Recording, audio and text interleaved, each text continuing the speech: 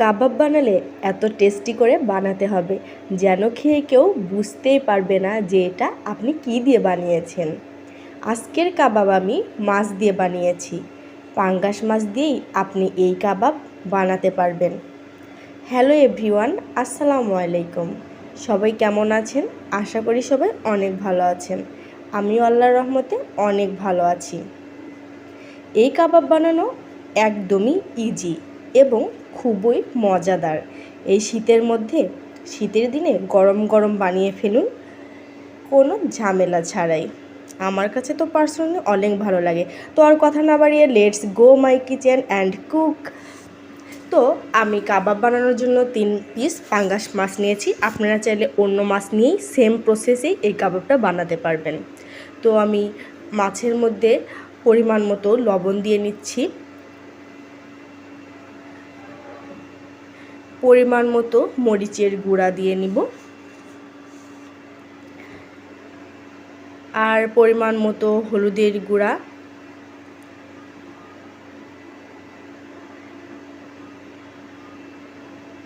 আর একটুখানি গরম মশলার গুঁড়া। আপনাদের কাছে যে কোনো পছন্দের মশলার গুঁড়ো দিয়ে সবগুলো দিয়ে সুন্দর করে মাখিয়ে এই মাছগুলোকে সিদ্ধ করে নিতে হবে। আর পাশের চুলায় আমি কয়েকটা নতুন আলু সিদ্ধ বসিয়ে দিয়েছি, কারণ এই কাবাবটা বানাতে আলুরও দরকার আছে। যদিও এখানে সবগুলো আলু আমি কাবাবের মধ্যে দেব না, আমি ছোট ছোট মাঝারি সাইজের 3 থেকে 4 পিস আলু নেব, আর বাদবাকিগুলো আমি এমনি ভর্তা করে খাওয়ার জন্য দিয়েছি একবারে। আমি এখান থেকে 3 থেকে 4 পিস আলু দিব কাবাবের জন্য। আমাদের কাবাবের জন্য এই আলুটাও দরকার হবে। আপনারা সেম প্রসেসে অন্য মাছ দিয়েও করতে পারেন। আমি এখানে ধনেপাতা কেটে রেখেছি, পরিমাণ মতো একটা বড় সাইজের পেঁয়াজ কুচি, আর একটুখানি রসুন কুচি, আর পরিমাণ মতো কাঁচামরিচ কুচি। আপনাদের ঝাল অনুসারে মরিচটা নেবেন। আর এদিকে আমি মাছটা সুন্দর করে সিদ্ধ করা হয়ে গেলে কাটা ছাড়িয়ে নিয়েছি। আপনারা এদিকে অবশ্যই খেয়াল রাখবেন মাছের কাটা যেন না থাকে, কাটা বেছে নেবেন। আমি কাটাগুলো বেছে নিয়েছি দর্শক বন্ধুরা। আর আমার আলুও সিদ্ধ করা হয়েছে, আমি খোসাগুলো ছাড়িয়ে নিয়েছি। দেখুন, আমি ছোট সাইজের 4টা নতুন আলু নিয়ে নিয়েছি দর্শক বন্ধুরা। আমি সুন্দরভাবে আলুগুলোকেও ভর্তা টাইপ করে ফেললাম।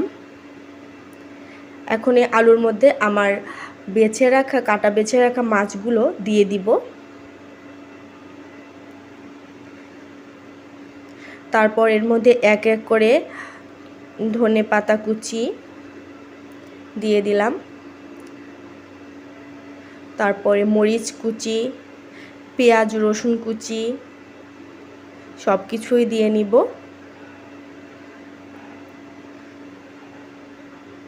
ধনেপাতা দিলে কাবাবের টেস্টটা আরও বহুগুণে বেড়ে যাবে। তারপর পরিমাণ মতো লবণ দিয়ে নিলাম, তারপর পরিমাণ মতো একটুখানি মরিচের গুঁড়া নিলাম, আপনারা ঝাল অনুসারে নেবেন। আমি একটুখানি হলুদের গুঁড়া নিলাম, আর একটু গরম মশলার গুঁড়া দিলাম। আপনাদের কাছে যে মশলার গুঁড়া বেশি পছন্দ সেটাই দিবেন। আমি গরম মশলাটা অনেক পছন্দ করি, আমি একটু গরম মশলার গুঁড়ো দিয়ে নিলাম। আর এখানে আমি বেসন দিয়ে নিব। আমি সুন্দরভাবে এখন মাখিয়ে নিচ্ছি।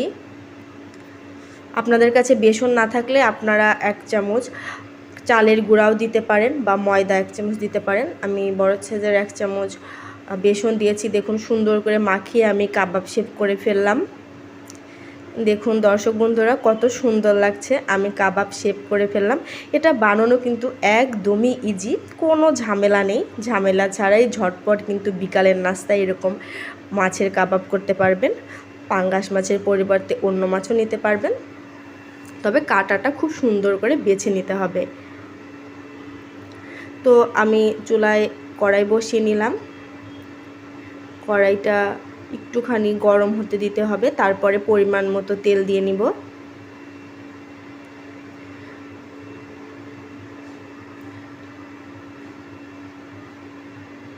তেলটা একটু গরম হয়ে আসলে তারপর আমি কাবাবগুলো এক এক করে দিয়ে নিব। তো তার আগে একটা কথা বলে থাকি, আমার চ্যানেলে যারা নতুন অবশ্যই চ্যানেলটি সাবস্ক্রাইব করে দিবেন, আমার সাথে থাকবেন। দেখুন আমি একটি একটি করে কাবাব দিয়ে নিচ্ছি।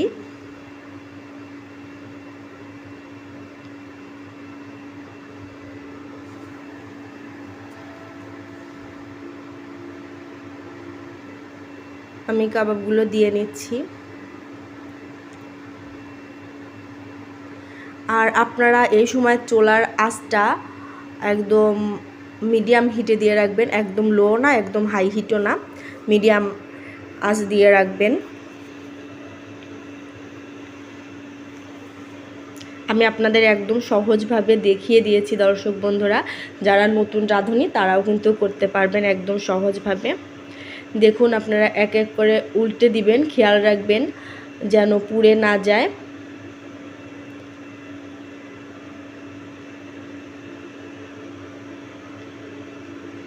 আমার অপর পাশ হলে আমি কয়েকটা এভাবে তুলে নেব আর কয়েকটা একদম মুচমুচে করব।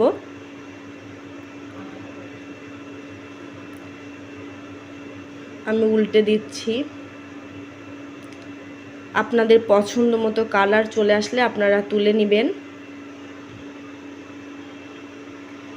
দেখুন কত সুন্দর কালার চলে আসছে।